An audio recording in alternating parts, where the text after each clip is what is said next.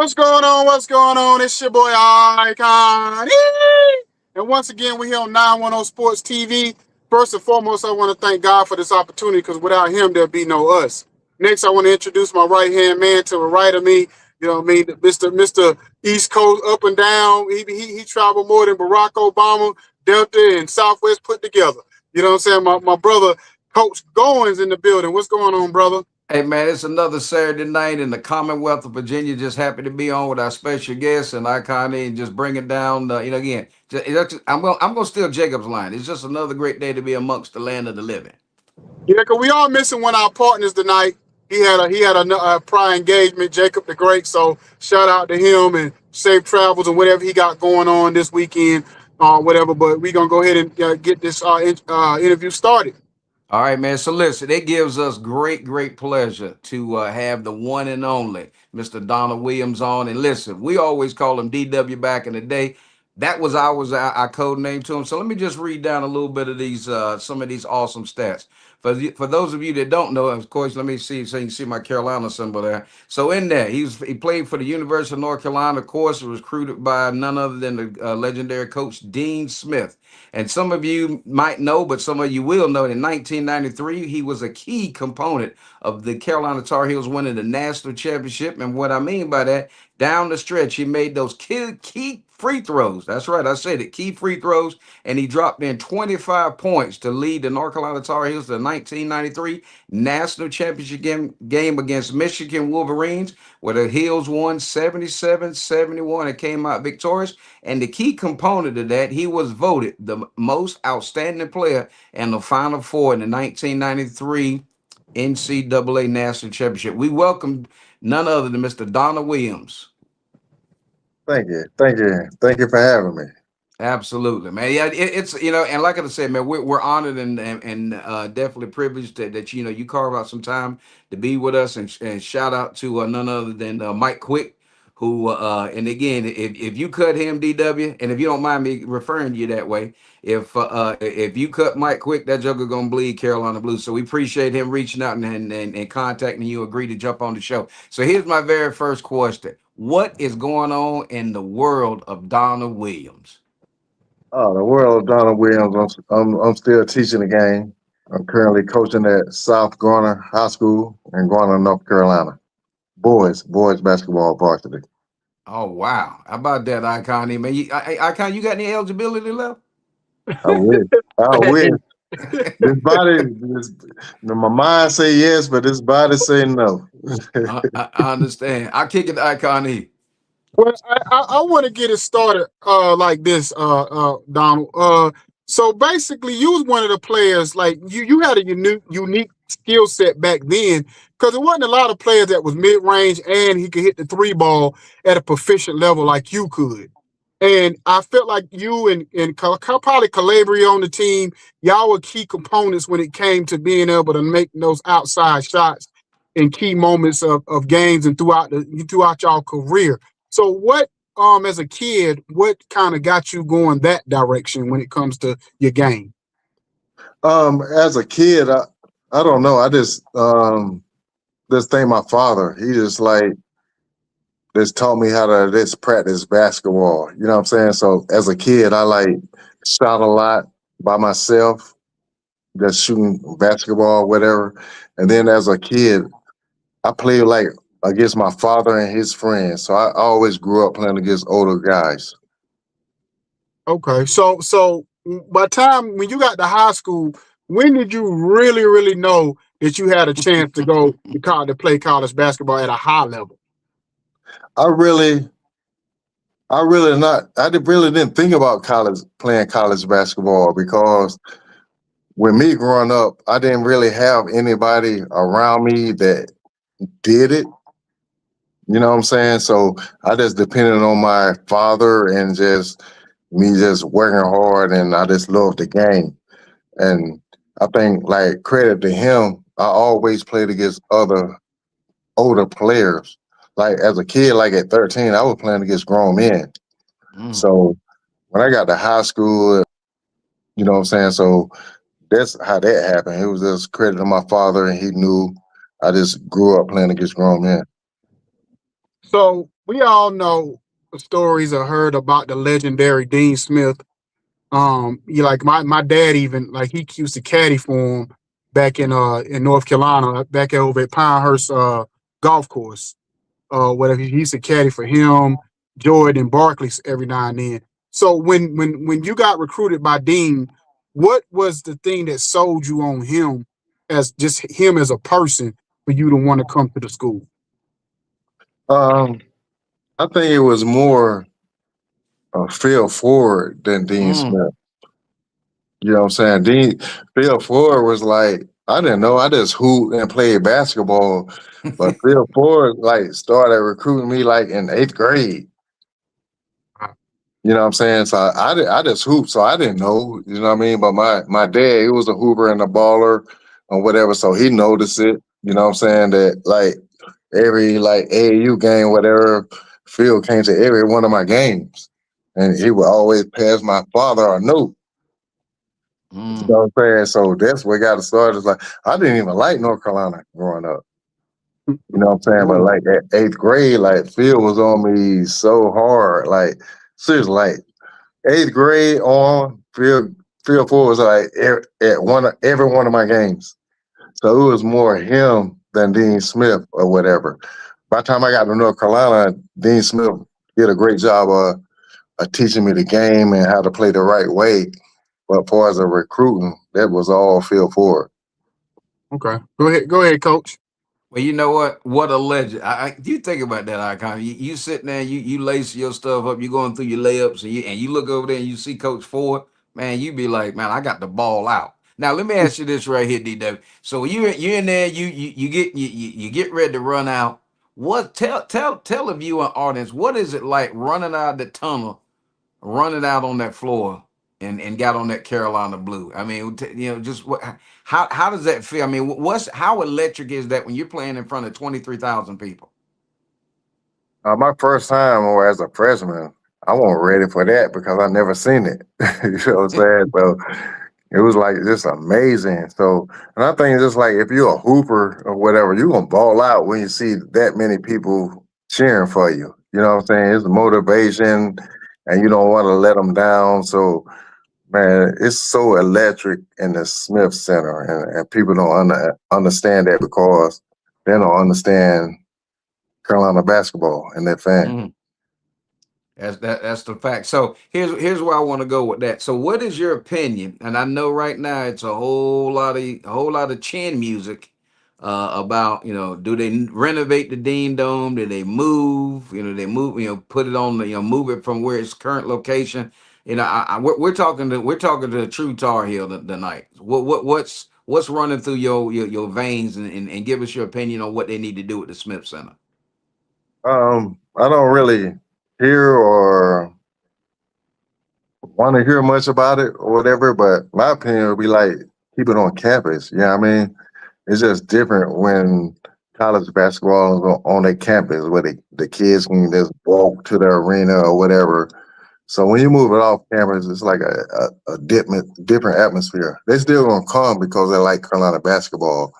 But when you can when it's on campus, it's just a different feeling. It's just like moving a football field off campus. You know what I'm saying? I don't know the reason why they want to do that, but I know they're gonna do that. But you know what I'm saying? I feel like it should be like right on campus. I agree. I had the opportunity to go down to Chapel Hill this year to see him play when Pitt rolled to town, and I tell you, even though I'm originally from North Carolina, but not a huge North Carolina fan growing up. I'm like you, but when you walk into the Dean Smithson, I mean that's a mecca of basketball, and you really appreciate. And you see the All American jerseys, you see the retired jerseys. And definitely, that Donna Williams jersey is hanging. I mean, think. So let me ask you this right here: how does that But feel but when but, you? but saying that though, but people probably felt the same way when they moved from Carmichael to the Smith Center, because Carmichael was like electric too. You know what I mean? And Oh we yeah, always did like one preseason game in a Carmichael. You know what I'm saying? Carmichael was electric too in a special place. So yeah. You're exactly right. And I remember I'll tell this real quick. I remember I was a senior in high school, Icon, when they were building the Smith Center. and the coaches clinic was still at Carmichael. And then in that, that's the day I was there when Jordan broke his wrist. I Mm-hmm. was in that. I was in that practice, and Curtis Hunter undercut him. Oh, did I say that out public? Yeah, but that's what happened. Because we couldn't go in the gym until they started practice. And once they started practice, the players could come in, and we sat in. And Jordan goes to the baseline. He goes up. Next thing he comes down on the wrist, and they carted him off. But long story short, so listen. Here's Hey, where I want to before you go. go, Go, go ahead. before you continue on, the one thing I wish they would have transferred over when they switched from Carmichael to Dean Smith was you remember on the sideline where they used to have the card when they used to flip the cards, Oh, right? the Everybody flip the on scoreboard. yeah, The score flip like the scoreboard. scoreboard on the that Absolutely. floor. was I wish they would have kept doing that because yeah, that that made was us special. unique. Nobody done that. Yeah, that was Yeah, special. They that should was have that done was that though. Why wouldn't they do that? They should have done that. Yeah, Exactly. that was tight. You're right, because you wouldn't watch, you wouldn't look at it on the TV. You look over in the corner, you'd be like, all Right, right, always. they They should always do that shit. And I'm that's like, great. and I Look, and I do high school coaching and teach PE in high school, whatever. And every time I see those, I was like, that, you know what I mean? It was like special. Nobody done that. no, Nobody. that's definitely and I kind you bring up a good point. How think about how special it would be if they went back and played the Duke Carolina game in Carmichael. Can you? I mean, that ticket would be It like it a it gazillion just dollars, it but it'd just be like playing them play it. Cameron, yeah, Cameron. Yeah, it'll be Yeah. the rat trap, right? That's same. what Yeah, no, it's the that's same so good. atmosphere. If I tell It was anybody, I've the been same in. atmosphere because we like and the Carmichael is like Cameron. Oh, You it know what is I'm like saying? I tell anybody that's probably the worst bathroom, men's bathroom I've ever been in my entire life. I mean, you go, they don't have urinals. It's just a long trough, and they got ice poured But down there there. was the ACC back then, like Brindle Coliseum. That shit was Uh-huh. small and tough. Little Johns, all those like small gyms, like that was college basketball. You know what I'm That's saying? yeah. You're Yeah, and I exactly think the right. stadium would be louder if you played the Carolina Duke game in Carmichael. I know it's more people in the Dean Dome, but if it's more compact in the car and you fill up Carmichael, man, you know how loud it'll be in them games. I know. We played preseason games there. I was like, wish I could play here. Yeah, that is, and again, that's what makes that so special. And just hope they can kind of come to their senses and leave that thing where it needs to be. I mean, the money, it's not about the money. If they want to renovate the Dean and do what they need to do, they could do that. But it's a beautiful building. Every time I remember, I'll say this and we'll move on. I was standing there at the baseline watching my cousin's team warm up, and I'm looking up in the rafters, and this elderly usher, she comes up and she said, "Excuse me, sir," and I said, "Yes." She said, "I see you staring," and she said, "Isn't it beautiful?" And I had to laugh. I said, "Yeah, it is a beautiful place to see." So I'll kick it to you, man. I see you got your feet behind the But 3 point but line. now it's about them press boxes. You got them That press boxes now. Yeah. You got to have about them them press dollars, them boxes. boosters. Them boosters want to see it. Up there. What you I got, want to E? be up there. Yeah, so Antonio Ray 265 said my uncle said they should have never left Carmichael. He said it was the best atmosphere in the 80s. You know what I mean? So yeah, so we definitely agree. But I want to ask you this, Donald. So what is it? I know the Duke Carolina games, they differ from any other game you play. I don't care if it's Maryland State, Wake Forest, Virginia. What makes the game so special? Because I remember when y'all played, because I know you was on the team when Eric Montross got busted up that one game, right? Yeah. You know what I'm saying? So what made that game so different? Other than I know the 8 mile thing and all that, but just the intensity on the floor and how physical and all that is when you watching. Yeah, I mean, you can't even explain it. Because when I first got to Carolina, I didn't even know it was like that to my freshman year, and we played them. You know what I mean? Even the players, the coaches, they never talked about Duke. You know what I'm saying? So then that week we had to play them. I'm talking about me as a freshman. That's when I realized it's different. You know what I'm saying? Different when we played Duke. So we don't ever talk about, like, as a freshman coming in, I never knew it was a rival or it was like that until that week, my freshman year, the week we had to play them, then I knew like it's like different. So what's the difference between the week of when the fans and the other students coming, talking to y'all or getting in y'all head when y'all win versus like when y'all lose? What's the difference in that atmosphere? Well, North Carolina, you better not ever lose. So, and you definitely about to lose to Duke and State. You know what I'm saying? But it was just like that week of, like, I'm speaking of my freshman year when I have no idea what's going on. You know what I'm saying? So that week we had to play Duke. It was like different. You know what I'm saying? After my freshman year, I knew, like, okay, whatever. But going to my freshman year, I was blind to it. So I have no idea, you know what I'm saying? Because Coach Smith was different. We took every practice and game one by one at a time. But Mm. when it came to Duke, like the seriousness and the focus, the detail, everything was more serious. You know what I'm saying? So it was just special about that. In my freshman year, we split with them, so we lost to them at Duke. Then we beat them at Carolina, whatever, and all the students ran on the court. I'm a friend, but like, God, oh, this is what it is. Like we won a national championship. We beat Duke my freshman year in the Dean Dome. We beat them. We celebrated. Everybody ran on the court, and everybody met on Franklin Street. So that shit is it's like a national championship, really. And the same was the same when we won the national championship. So when we play Duke, it's like a national championship. So let me ask you this: what was it? What was it like? What was Coach K like? Like by the time you got to your senior year, what playing against him and his teams? Because everybody consider him the GOAT, or at least in that Mount Rushmore. What was it like playing and having and Dean having a coach against Coach K? It won't because he wanted to go at that time. Dean Smith was Mm. the GOAT at that time. Dean Smith was the GOAT at that time. So we didn't worry about him. He couldn't beat us. He Okay, wasn't no better coach than Coach Smith. okay, got you. Go ahead, Coach. But you know what? That's a great that's a great analogy from an inside scoop because you And, think about and before. it's just the story. You know what I'm saying? Like the Duke shit that's going on, like what they call themselves, the Duke, the graduates. The brotherhood.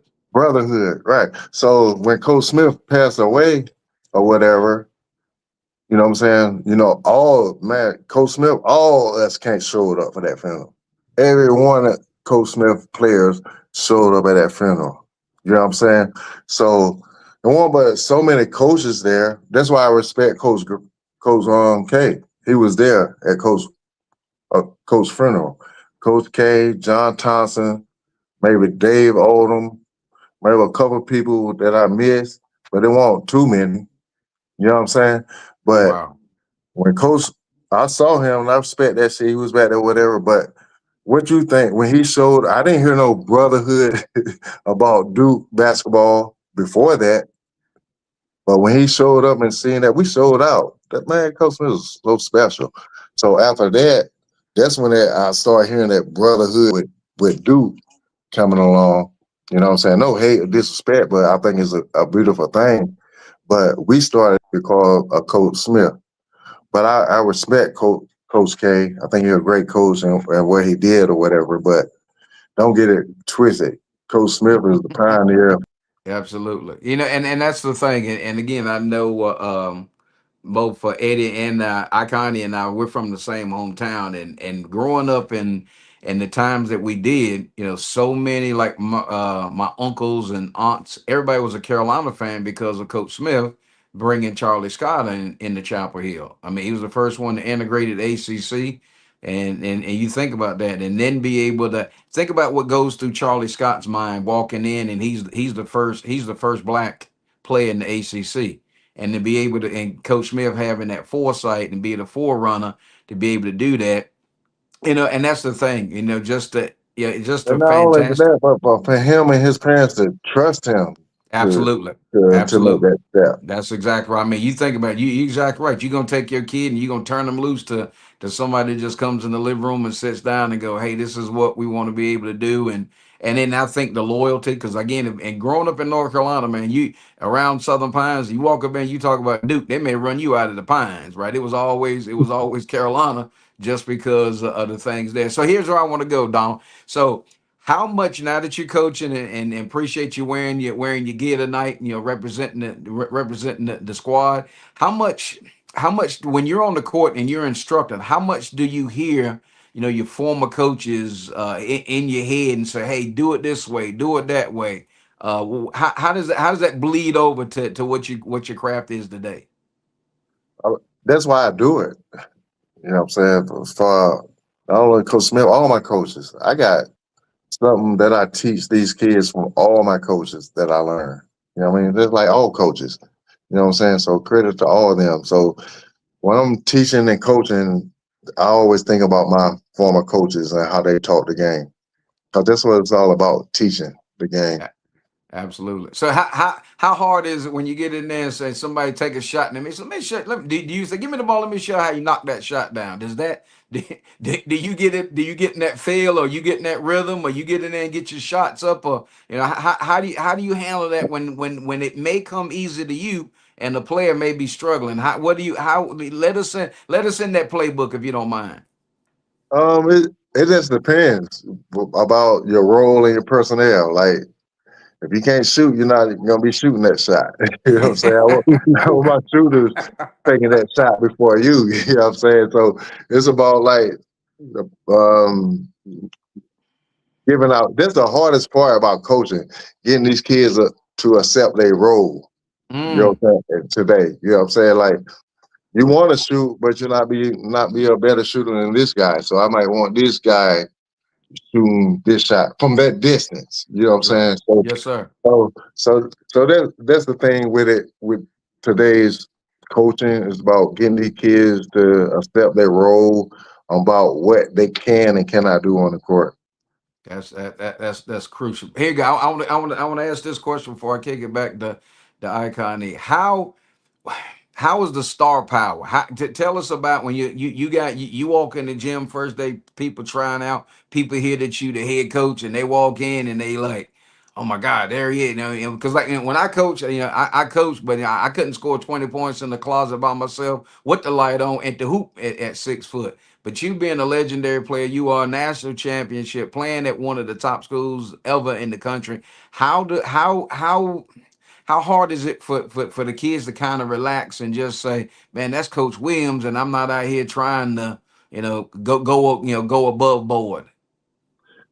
Well, they probably don't know until their parents tell them and they Google me. Mm, You know okay. what I'm saying? They wouldn't know. I be like, a lot of these kids, like when I first started coaching kids, especially right now, whatever, they wouldn't know who I am. What these kids today, they don't really know the history of basketball or follow the history of basketball.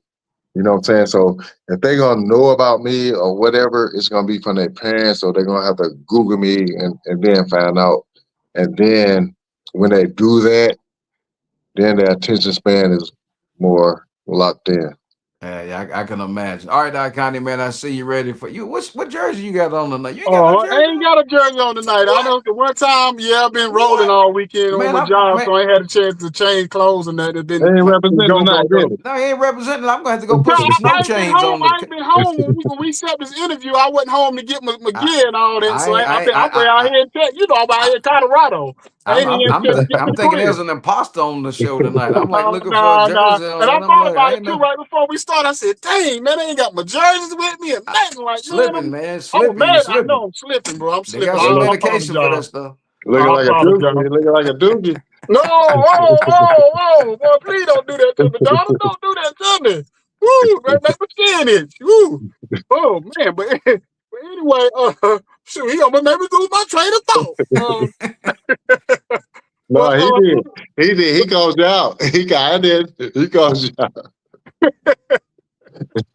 so but anyway, so let's get into the whole Michigan game. And because everybody thought the first 2 years we knew Michigan was going to at least win one title. And I watched the documentary, matter of fact, about a month ago on the Carolina '93 team. And yeah, I mean, even the semifinal game, y'all got down by a lot, and they had to come back. And then early on in the championship game, I think I was down by 10. And then early on, and then had to regroup and get back in the game. So what was what was the mindset and the plan? Did y'all feel like y'all could truly beat them, or was it something that coach had to really coach y'all up when it came to that game? No, we knew we could beat anybody. You know what I'm saying? It's just basketball, and he prepared us so well, so we knew we can beat anybody. But we played them early in the season, like in December in Hawaii, and they beat us like at the buzzer. Jalen Rose got like a tip in at the buzzer. I like hit a jump shot to put us up one, and then they came down and Jalen Rose hit like a follow up tip in at the buzzer. So we knew that luck. You know what I'm saying? We knew we should have won that game, whatever. So, I mean, because, like, outside of me, that class before me, I was the only freshman, my freshman class, but that Derek Phelps, Brian Reeves, Montrose, that class, that was like the Michigan Fab Five. You know what I'm saying? So that shit was really like the battle of the classes, really. I was just the middle guy in between. I was the only freshman my freshman year. So they was juniors at the time. They were sophomores, but our junior class, they forgot about. Their class was like special. All of us was McDonald's All-Americans too. You know what I'm saying? So the Michigan crew, they was All-Americans or whatever, but I think they just forgot about our junior class because they was special too. And I felt like it was just the class of those classes or whatever. And I was in the Fab Five class. All of us was McDonald's All-Americans together. Mm-hmm. You know what I'm saying? We was together, whatever. So that's what made it so special to me. You know what I'm saying? I wanted to beat them bad as hell anyway. You know what I'm saying? So I don't know what they were thinking. You know what I'm saying? Leaving me open. You know what I'm saying? So they should have known better. No, that's right. Hey, you know what's funny? You know it's funny when you was talking about your kids, or these kids today not really doing their homework on past players. It's funny because this generation, a lot of them don't think Michael Jordan was as good as people think. Let's say, you know what I mean? My son will tell me that he'll be like, people my age don't really think Michael Jordan the GOAT. They think he good, but he ain't that great. Like, man, y'all make him out to be. And I'm like, what? Yeah, the only difference is that, like, our generation, we grew up watching full games. We didn't watch highlights. We watched a game. We watched a whole damn. You know what I'm saying? These kids watching highlights. Yeah. So they don't really know how good he was. You know what I mean? How he controlled the game. You see what I'm saying? Because they watch highlights. You got to watch a whole game and see how these great players control the whole game. Wow. So let me ask you a question about that since we talking about him. I know it's always been stories about he would come every year, like doing like practices and stuff and work out with the team. Did he ever come and work out with y'all when you was there? And if he did, how was it? Yeah. The year he retired, the year he came back. So we knew he was coming back because he started coming back and practicing with us. That year he retired and then came back. That year we joined the Bulls. We knew because he was already practicing with us before he came back or whatever. So we got a chance to practice with him, whatever. And a couple of us got to play him one-on-one or whatever just to prepare him to come back. Okay. Was he out there talking junk? He's Michael Jordan. That's what he do. And he can do it. I know that's right. And he was special. I mean, like, and Coach Smith know how special he was. So when he came, whatever, we had like, might be my senior year. So we went but 7 deep anyway. So we had our squad, and he put Mike with all the walk-ons. You know what I'm saying? That motherfucker hit a 3 at the buzzer to win it and ran out the tunnel. That's all like, man, come on, man. Hey, well, at least they as bad as Magic. They were like, the people say you play Magic, when it be game point, Magic keep calling a foul. He can do that because we was scrimmaging, so it was a clock. So this one okay. we hit it at the buzzer. Oh wow. They were down 2. This one we hit a 3 at the buzzer and ran out the tunnel. And we had me, Stat, Shea, McGinnis, Calais, and we had all of us. Oh But wow. the story of that, like, that's when you can tell greatness, like, he can make others around him better. Yeah, walk-ons. And they beat us. He beat us with Stat, Sheen, and McGinnis. Yeah, yeah. Yeah, Ain't that's lying. crazy. That's crazy. So That's tight, right? That ass rare right there. yeah, so let's get into your overseas career a little bit. So what was the biggest adjustment when you went overseas and played ball over there? At that time, it was like, first when I went over there, I was just like so mad I wasn't here playing because I thought I should be here playing. So it was like kind of easy for me because I was over there busting their ass. I was leading the countries and scoring and doing whatever I could to try to get back over here. Did you ever win a championship over there? Any kind of championship, anything like that, or Yeah, awards? yeah, I won 2 championships over there. But it was like, but when I was over there, the Europeans, the really good Europeans, they were like younger. You know what I mean? So they really come to me like Tony Parker were like 18, Dirk Nowitzki were like 18. You know, I'm like 22 at this time. You know what I'm saying? But they was young, but they were like so talented and good. So Okay. when they made it to the league, I wasn't surprised. Like Yeah. Boris Diaw, all you know what I'm saying? So they was just younger.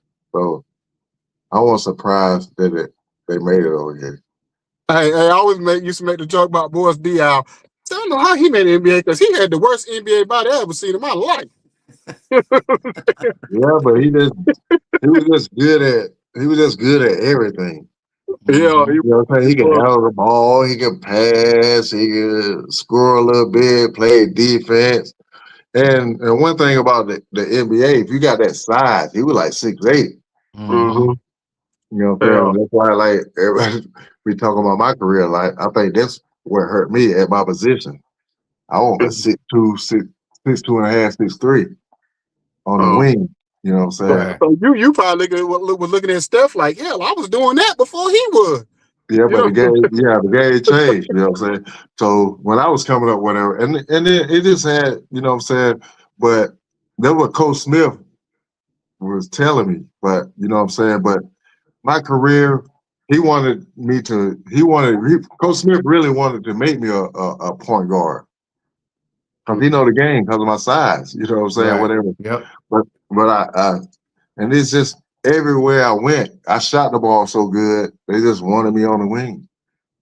Gotcha. Cause they smart. Go ahead, Coach. No, I mean, hey, you walk in there and be like, you know what, that man? Because I'm telling you, Donald, we be watching the game and you let that thing fly, boy. They say DW, baby. You know what? He on fire. Feed him the ball, man. And that's the thing. That's what I was so excited about when we was able to have you on, and it was just like, man, that's it. And then again, unfortunately, like you said, both of you guys have said that the young folks don't stop and go back and learn the history of the game and know the players and know the people that really impacted it, made you really fall in love with the game, and it's just a great game. So here's where I want to go.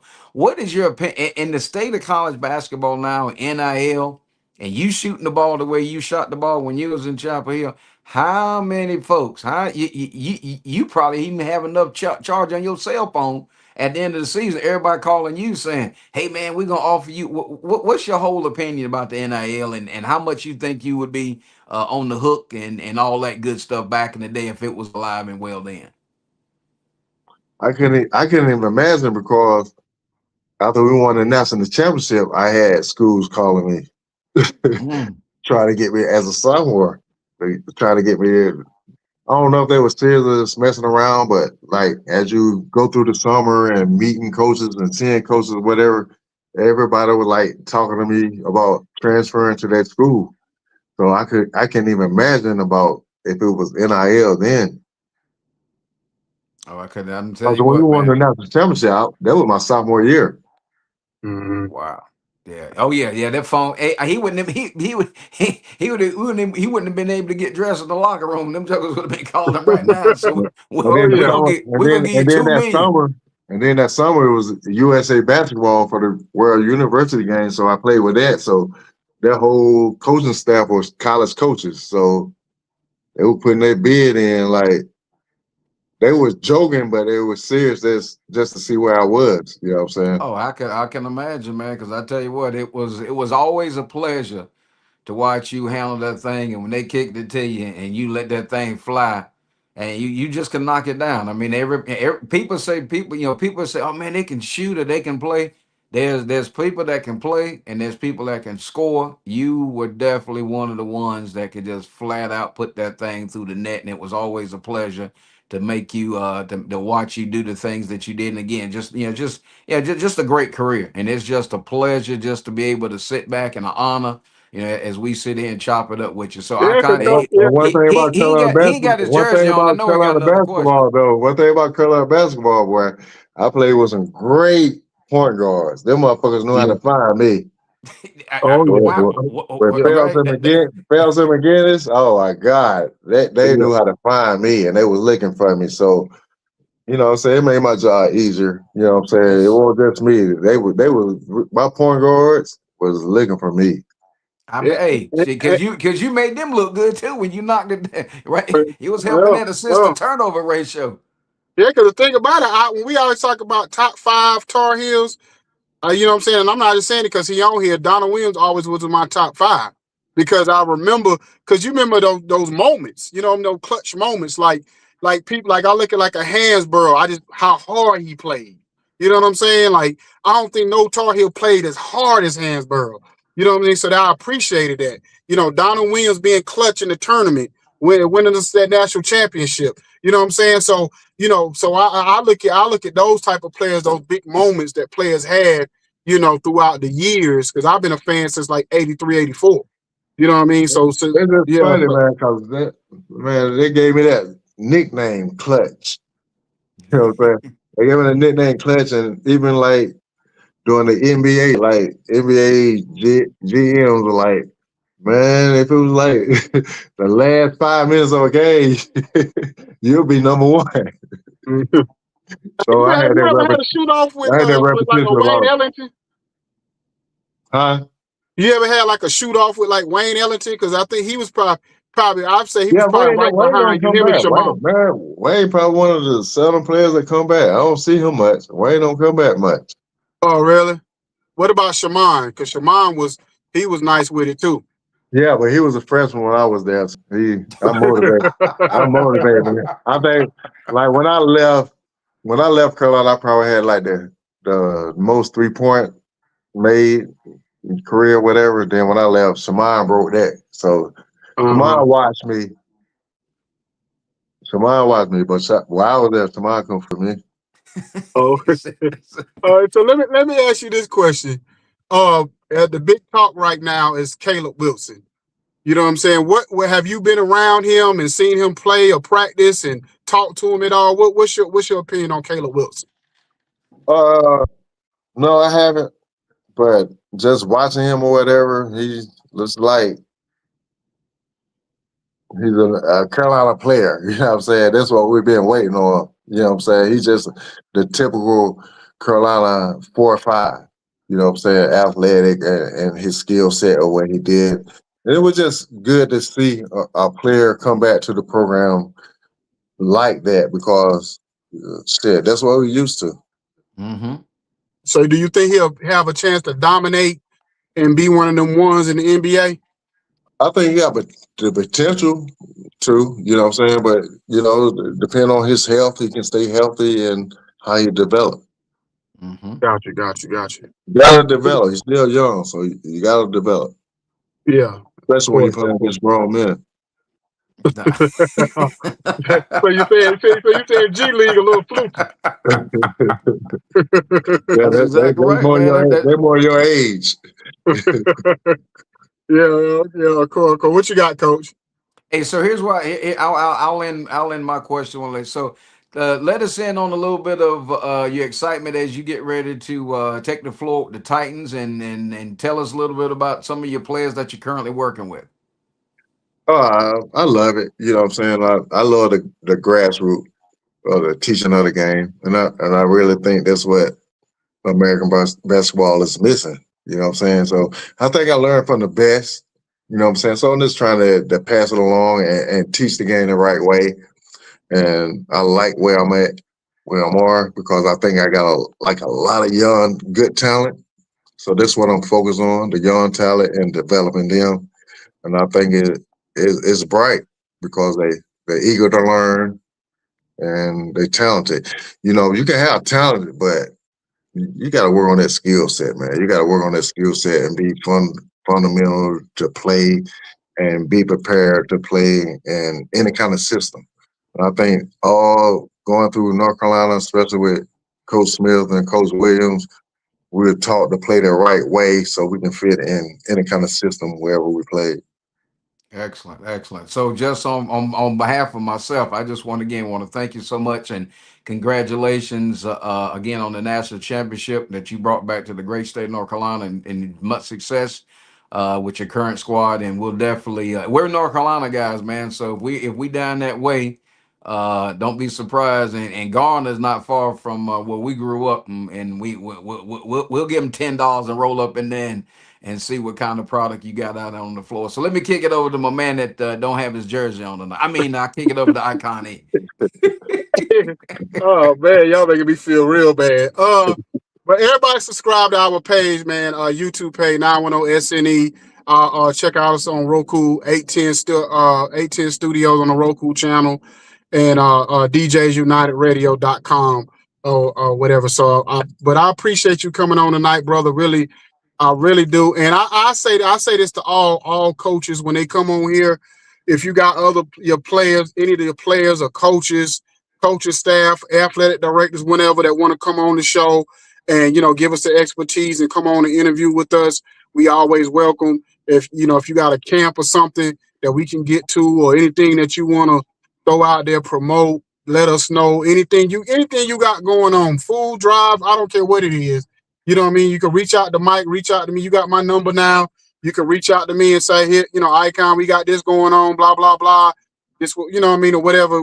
This is what this platform is for. The platform, like I told you when I talked to you, is for the high school kids, the college kids. We'll interview the pros, but it's for the youngsters. You know what I'm saying? It's for the youth. It's for the building up the people, and especially when we get the young people and they get a first time to get a chance to interview and get that, be able to get that experience. So when they get in front of the ESPNs and the FS1s and whoever, they kind of know how to articulate themselves. Absolutely. So that's what it's all about. So I Absolutely. don't know if there's anything you want to say to end it all, you know what I mean, before we get out of here. I think that's great what you just said, and that's what we all need to do, especially with the game of basketball. You know what I'm saying? Because I think that's what we're missing. The teaching part of it. A lot of kids that want to do it or whatever, but we don't know what kind of teaching they're getting. You know what I'm saying? Because it ain't one thing I want to say, whatever, especially with the grassroots and the young kid. It's not about just letting them play.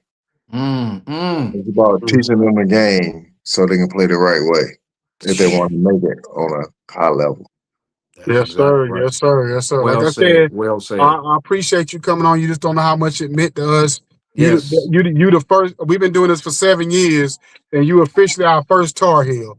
So it's been an honor and a pleasure to be able to interview and to be able to chop it up with you and see how humble you are.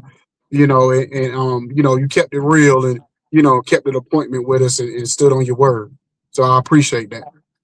Appreciate y'all for having me, and Yes, I love sir. what y'all doing. Keep doing it because that's what the kids need, especially the sport of basketball. You know what Absolutely. I'm saying? Especially with the old school, because the new generation, whatever, don't know the history. I don't know if they want to know the history, but they need to know the history. And just the right way to play the basketball, play the game, man, because I think all Americans are just tired of watching the Europeans dominate this game right now because we know it's our game. But we Yes, got to sir. keep it the right way and get these kids prepared. Yes, sir. Yes, sir. Well, we out of here. God bless y'all. Y'all have a wonderful week and good luck in your season, Coach. All right, take care, appreciate y'all. guys. Out of Thanks here. for having me. All right, yes, All sir. right.